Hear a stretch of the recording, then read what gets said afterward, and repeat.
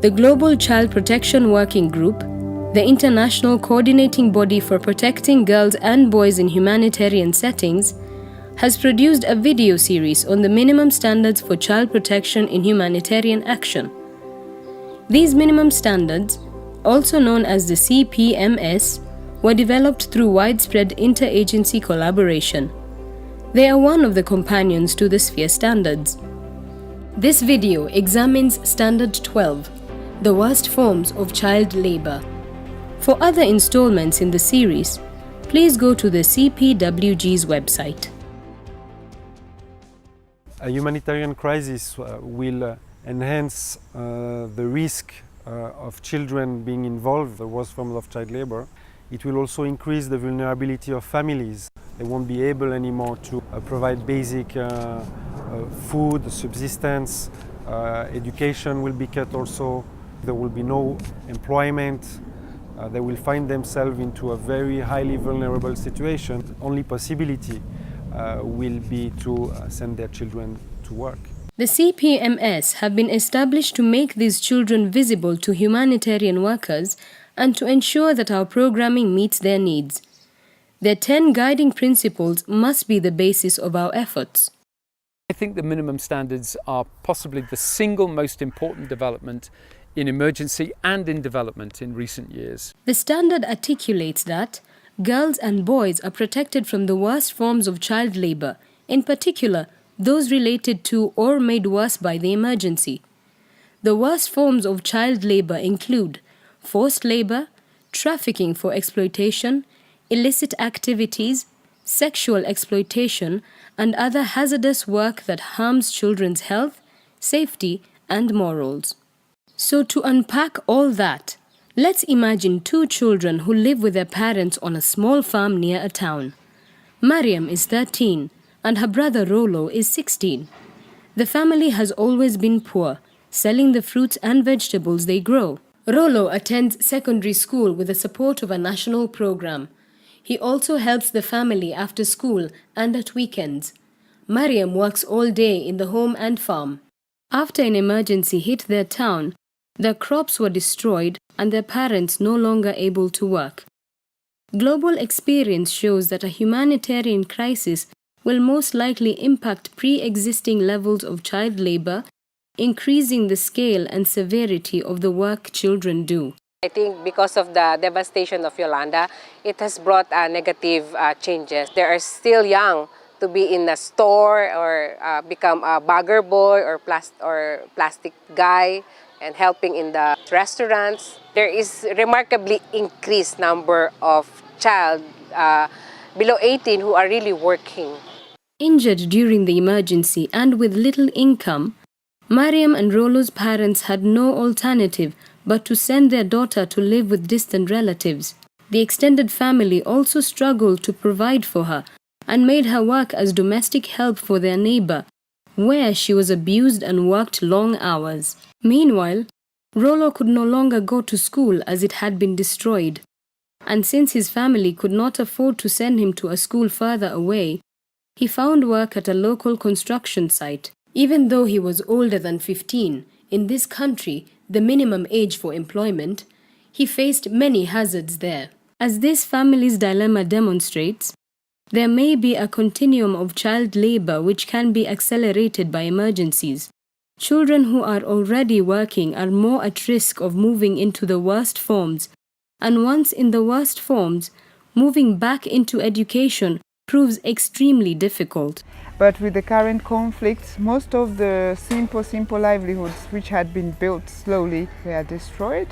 So children have resorted to the worst forms of child labor. You see that children are coming from one level of labor into another one, which is worse than the one before.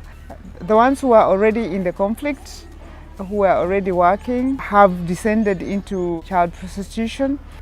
Kids from the new conflict who have been displaced have resorted to commercial sex work for survival. So prioritize the worst forms of child labor, starting with those related to or made worse by the emergency. Be sure to consider local forms of hazardous work, which often affect at-risk adolescents, such as Rollo's situation. This can seem a challenging task. Here is how one organization in South Sudan tackled it. It is a huge issue and a very complex issue that we need to prioritize our actions, look at what are the pre-existing worst form of child labor before the emergencies, so to get an overview of the situation. And then we also need to analyze how the emergencies had an impact. We also need to analyze if we do not respond to a particular worst form of child labor, what will be the impact on children. If those impacts are life-threatening one, then we should definitely consider to prioritize in our first phase emergency response. We also need to evaluate our capacity and resources that we can respond to particular worst form of child labor. In order to address the priority needs, new workers should first understand the context of child labor and the response to eliminate it that was underway prior to the crisis. This may include the Ministry of Labor, national steering committees that coordinate the response, local NGOs, and existing referral pathways. They should also look at what the different actors, international actors, are doing and how they can establish synergies. They could also look at the different legislation if there is a hazardous list, for example, or if there is a minimum age, and start from there, not start from scratch. For those of us already addressing the issue, an emergency can be an overwhelming experience, where our usual ways of working are challenged. However, they can present opportunities to strengthen and grow existing projects and networks to address child labor. In order to do this, you need to map and coordinate with the existing and emerging services. In Jordan, we already had a national child labour referral mechanism, and it addressed the very clear roles and responsibilities of the different national actors. However, alongside of that, we then also had the child protection referral pathways of the humanitarian response. So we needed to ensure that there was that coherence, that integration, and those communication mechanisms between the two pathways. That is really important, that the whole sectors are worked hands in hands and also working through existing structure and systems instead of creating a whole new systems, which is not very feasible in an emergency situation. Let's go back to Rollo. An NGO working on economic recovery assessed his workplace as hazardous and referred him to a local child-friendly space for follow-up.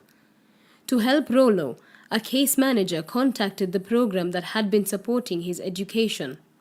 This highlights the importance of emergency and non-emergency actors collaborating to understand changes and address new forms of child labor. It also points to the need to capitalize on existing efforts and supporting his education. Since there are many reasons why children work, we should collaborate with other sectors to ensure a comprehensive and integrated response. Measures aimed at sustaining livelihoods and access to quality, formal or informal education are key elements for success.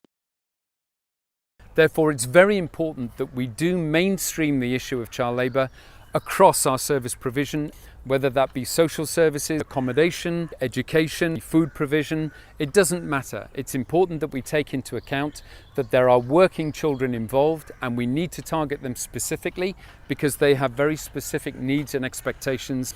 Not to necessarily say that there has to be a dedicated response every time, but simply by making people more aware, by ensuring that there are human and financial and knowledge resources which are being directed towards the problem, we can begin to address some of these issues. The reason why children are trafficked or they come to work is because there is no livelihood at home, or they have been separated from their families, or they are very, very poor and they are not going to school. So you cannot address the issues of child labor without providing alternatives. There should be some form of livelihood support or even immediate food aid. Their education should be taken into consideration. You should monitor their health. As part of your programming, ensure the ongoing and systematic collection of data. Coordinate with other actors. take opportunities across sectors, and focus on severity and scale. Without this evidence, it is impossible to persuade donors, governments, or other humanitarian actors that child labor has been impacted by the emergency and can be life-threatening. If you see, there are no existing data on comprehensive data on child labor, and that was one of the biggest challenge we had. We had conducted the assessment on the child protection and education joint assessment, and that gave a lot of information about situation of children. Then there was an anecdotal information available which we tried to gather from the NGOs. This indicated where are the hotspots we should monitor. Rolo and Mariam's family were fortunate. In this crisis, the local CPWG did an assessment which identified child labor as a core issue. Evidence from the assessment helped secure funding for awareness-raising workshops for other sectors, as well as some targeted support. Their parents are now part of an economic strengthening project, and their community is rebuilding the local secondary school. Thanks to their new situation, Mariam will be returning to her family. All over the world, child protection actors report that the CPMS's inclusion of the worst forms of child labor helps to convince donors and other stakeholders of the importance of the issue. It has provided us with a strong platform to engage in emergency response planning, to build an evidence base and to fundraise, as well as provided a practical tool for project design and implementation. The minimum standard on the worst forms of child labor takes our work to a whole new level.